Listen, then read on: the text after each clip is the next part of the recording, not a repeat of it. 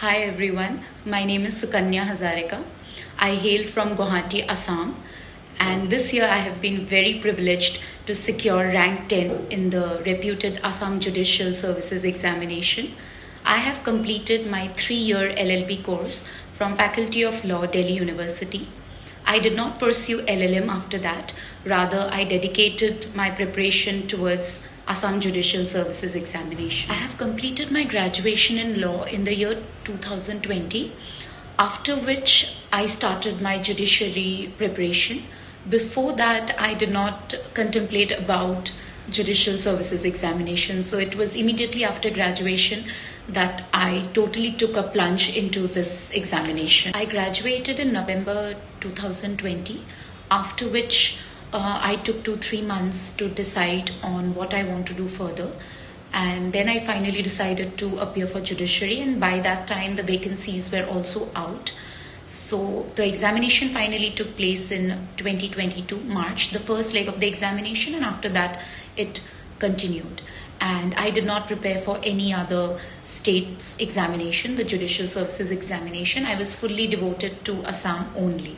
My preparation strategy for the first 2 levels of the examination, that is prelims and mains, were very holistic and consolidated because the time allotted between prelims and mains is very minimal. We were given hardly 1.5 months, so we have to be very careful and clever in strategizing our preparation.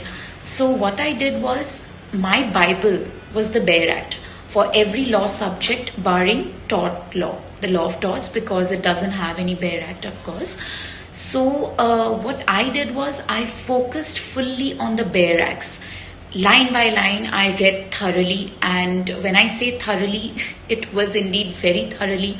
I highlighted every point and I tried to break it into points and make it easy for myself, whatever it is maybe which helps you to make it easy, make it funny, make it interesting, whatsoever you need to understand. So I did it that way, and I literally came to a point where I could even remember the page numbers of the BEAR Act because I kept on revising. But of course that is not necessary, but I'm just trying to emphasize on the point that BEAR Acts need to be revised again and again and again. During college days, I will be very honest, I did not even properly touch the BEAR Act. I think that is with most of the law students that happens. So, but for judiciary examination, BEAR Acts had become my lifeline from the very beginning. So I would say that BEAR Acts were a big part of my preparation. I would say the only part of my preparation. Other than that, I had gone through videos, theory of abrogations videos for IPC, CRPC, then Transfer of Property Act. So sir had explained things so well, the concept so well, the difference between culpable homicide and murder, and in CRPC so well, the concept so well, the difference between culpable homicide and murder, and in CRPC the investigation stage, the whole process was explained by sir so well. So the channel helped me a lot. So I would say different YouTube channels, other YouTube channels also helped me. For me, it was BEAR Act, and standard books everybody knows, but I did not follow standard books as such. Only for constitution, I would say, I followed Lakshmikant because the things given there are very crisp. For example, the writs, then the emergency provisions, the judiciary provisions, the significance of preamble, the fundamental rights. So I found it very easy to refer from there, and also the time was quite less. So I wanted to make the best of whatever time I was allotted, and unfortunately I was admitted into a hospital because of my severe health issue just before mains. So I could not study much, and therefore I am emphasizing on the point that beforehand, like before prelims, and when you start your preparation, just make it holistically so that, God forbid, anything happens, then you can, fall back on your preparation which you have done all the while.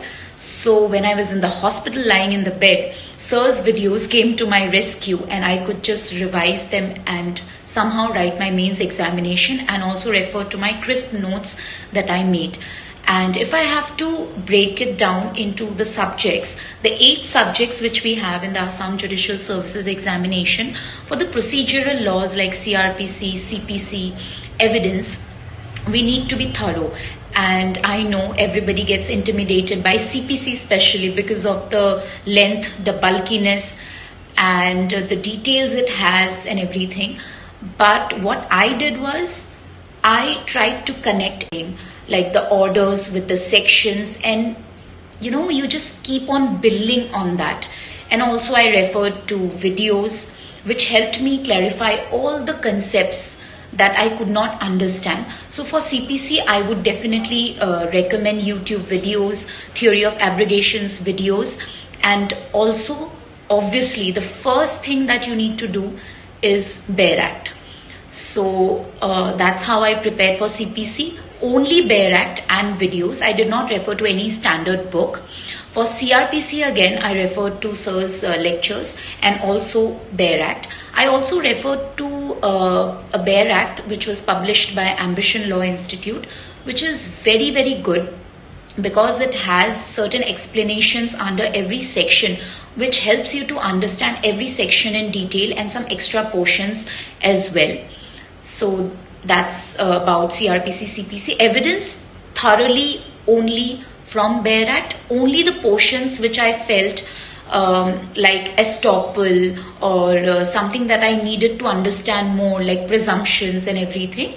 For that, I referred to some online sources, and again, Ambition's few materials I had with me, so I referred to them. And when it comes to the substantive law, like Indian Penal Code and other minor laws, like I would say for IPC, again, Bare Act and sir's videos are amazing. And for minor acts like contract and tort, I had fully referred my college notes. That time I had made some amazing notes for myself, so I referred to them only, along with Bare Act of the Contract Act. And tort, obviously we don't have any Bare Act, so it was only my college notes that I referred to. Thankfully I made some notes then. And for TPA, Transfer of Property Act, which I know everyone feels it's very dry. Of course I felt the same, and I read and forgot. It was a vicious cycle. But what I did was, I tried to understand every line given in the Bare Act, because TPA is not easy to understand. The language is tough, so at one go you might not be able to understand. So what I would suggest is, read line by line, try to understand. If you don't, break it into like different bits, I would say, the whole section, then try to understand. Then you can watch sir's videos and other videos on YouTube. You will definitely understand. And I made my short notes, and I referred to previous year question papers, of course. The important topics of every subject, I listed them down.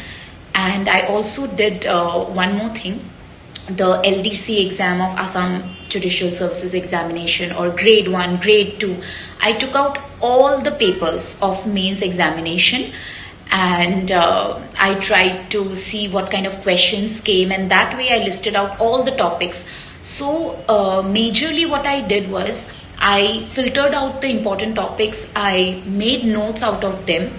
So that is how I prepared for prelims and mains both. So for Constitution, as I said, Lakshmikant, and also Bare Act is the base, it's the grand norm, it's the basic. So you cannot eliminate that. So I think, yeah. And also, yes, I had given a lot of mock tests for prelims, I would say. Prelims, I have given a lot of mock tests, like in An Academy, they had some videos where they had conducted mock tests, so I appeared for all of them. and that helped me a lot. So this was the strategy for prelims and mains. For mains, actually, I could not practice answer writing much, as I had mentioned that I was hospitalized, and for a month or so I could not even study properly. So the preparation which I did before prelims, it saved me before mains. But I would recommend mains practice, like answer writing, to everybody. I had practiced while my preparation was going on long back. I would say I had practiced 5 questions in a week or something of previous year question papers. So that is something which should help everyone, because that way you know your writing speed and also the clarity of the answer formation. GK is very vast, and for Assam Judicial Services examination there is no set syllabus for that, so anything could be asked under the sun. So for me, since I can relate more to videos than to books, so I refer to the videos more, like on YouTube. For Assam GK there are channels, so I just used to type Assam GK and there used to come a lot of options, so I used to refer to that. And for current affairs, again, 6 months compilation or a month's compilation, I used to watch them on YouTube and prepare my notes. And if somehow I used to miss, then I used to watch 6 months compilation or sometimes a year's compilation as well, just to revise. So current affairs I prepared like that. And I also went through some UPSC websites, Insights, IAS, IS Baba and everything for current affairs majorly. And I did not refer to Lucent GK. I know everybody prefers that, but I could not do so. The time was also less, but I did refer to Assam yearbook, the relevant portions only. I did not read the entire book. So that way I prepared GK. Apart from that, there are a lot of videos on YouTube, as I said, for GK catering to India. So I referred to that, and I also gathered the questions of other states' GK portion. So that helped me in broadening the horizon of GK. Whatever I could collect from here and there, I did. So you cannot just jump into gathering every information of GK, because that will take away all of your time and it's impossible. So what I did was, I had to be a little clever here, and I took out the questions from compilation, like you get books, compilation books of other states examination question papers. So it was singles, I presume, yes. So from there I took up the GK questions and I read them, what kind of questions came. So that's how I prepared, and majorly from YouTube videos. So I did not refer to any books as such for GK. Then comes English. English, again, I have the habit of reading newspaper. So the vocabulary part was fine by me. I just went through some Pressy writing rules so that it could help me over there. Essay, I did not prepare anything. I wrote it over there only, but definitely I would recommend that you practice a little so that you know the flow of writing and the writing speed. And there are few portions of English that you need to see, synonyms, antonyms and everything. So I did all of that from videos only. So I did not refer to any book for English. That's it for English. And for language paper, Assamese, I started from scratch because I did not have any connection with Assamese since a long time after class 10th. So I had almost forgotten. So I started writing simple sentences first. And then I went to the higher level of reading Assamese newspaper, Doinik Ahom. So I started reading the editorials and underlined the difficult words, and then I tried to find out the meanings, or I would send it to one of my mentors who helped me in Assamese a lot. And I took few materials of a coaching institute in Assam for Assamese. And yeah, so that's how you can prepare for Assamese. Assamese should not be neglected at all, because most of the people, they get stuck with Assamese. My interview happened on 12th December 2022. The few questions that I could recall, are they asked me from my favorite subject, and I had mentioned it to be Evidence Act. I find Evidence Act very interesting. So they asked me few questions from section 27 of the Indian Evidence Act, quite in an indirect way, not directly. I was being asked questions from that, and they also tried to confuse me a bit, but thankfully I did not, because my concepts were clear from Evidence Act. So section 25, 26, 27, they asked me from that, and also about inculpatory and exculpatory confessions, whether they can be taken separately also or differently. So those were the questions I can recollect. And apart from that, constitution questions were also asked, because I had said about being inspired by different judgments given by the honorable bench. So they asked me which was my favorite judgment. So I had mentioned about Vishakha guidelines. So I was asked regarding that. And apart from that, from CRPC, I was asked about a situational based question related to section 157, then 159, 161. So it was a mixture of situation based question, the relevance of the sections basically. Then apart from law, I was asked other things like about my hobbies, and why law, because I am from a commerce background. So why did I choose law, and why judicial services specifically. So everything was asked. Interview, basically I tried to brush up the concepts related to the procedural laws, because majorly the procedural laws are asked. Substantive laws are not asked so often, but of course they can ask anything, so one needs to be prepared. But I did go through all the 8 laws which are in the syllabus, but more so the procedural laws. So the important ones like for CRPC, FIR, then section 161, like examination of witnesses, section 313. So basically the important ones I went through, but also some uncommon things also I went through, which are not being asked very generally, because I was very scared what would be asked and what would not be asked. I did not have any idea. But the normal questions were only asked. So basically I went through the BEAR Act. It was a glance, because not a lot of time was given to us. It was like a 15-day time period, I guess. So whatever I could in that 15-day period, I tried to revise, and also I tried to research a little bit about my hobbies. Like my hobbies included dance, spirituality and everything. So they did ask me about spirituality, like how do I practice and all. So that's how I kind of prepared for the interview. The major portion in the interview is to stay calm. So they basically see that the candidate is calm or not. They do not really test your knowledge. Of course, knowledge is a part of it, I won't deny that. But if the candidate is nervous, then that's a major drawback. So for interview, I worked on my calmness more, so that I do not panic over there.